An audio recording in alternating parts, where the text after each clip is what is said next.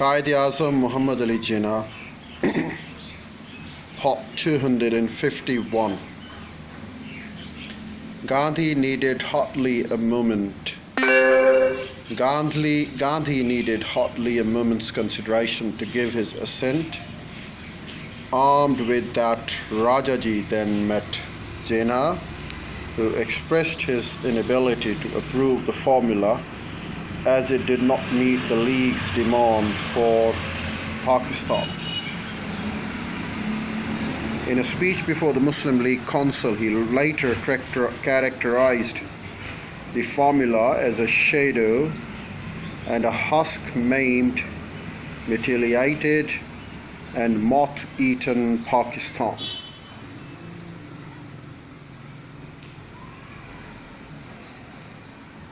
He, however, offered to put the formula before the Muslim League Council if Rajaji so desired, knowing full well that no useful purpose would be served by doing so without Jinnah's own approval, and viewing it as unfair to the public and an injustice to the scheme if it were disposal of in that manner.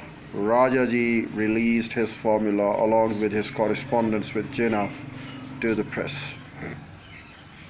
To Jinnah he finally wrote, "With it are private negotiations, and it is necessary to take public into confidence now." 4 days before the Quit India resolution had been adopted by All India Congress Committee, on 4 August 1942, Gandhi had made an important advance for a Congress League settlement with Jinnah,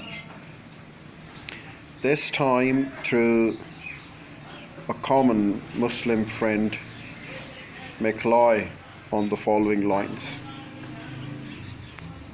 Provided the Muslim League cooperated fully with the Congress demand for immediate independence without slightest reservation, subject of course to the provision that independent India will permit the operations of the Allied armies in order to check Axis aggression, and this to help both China and Russia, the Congress will have no objection to the British government transferring all the power it today exercises to the Muslim League on behalf of the whole of India, including the so-called Indian India.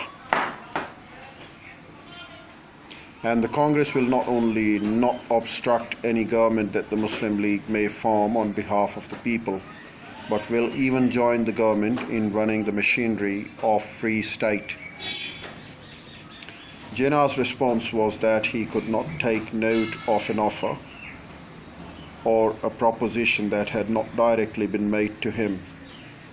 Gandhi at this stage would have met Jinnah had he not, a few days later, been all of a sudden put into jail again.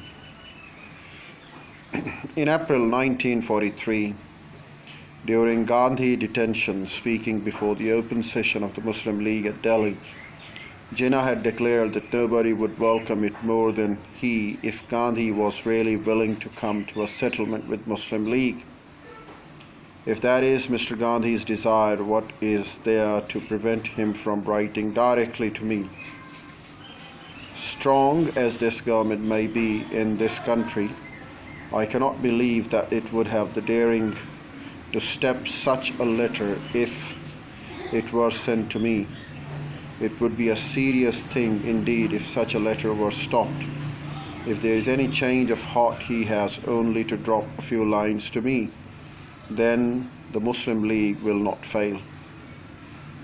As response, Gandhi wrote to Jinnah expressing his willingness to meet him. There seems to be an if about your invitation. Do you say I should write only if I have changed my heart? God alone knows men's heart. I would like you to take me as I am. Why should not both of you and I approach the great question of communal unity as men determined on finding a common solution and work together to make our solution acceptable to all who are concerned with it or interested in it? Notwithstanding Jinnah's opinion about HMG's intentions,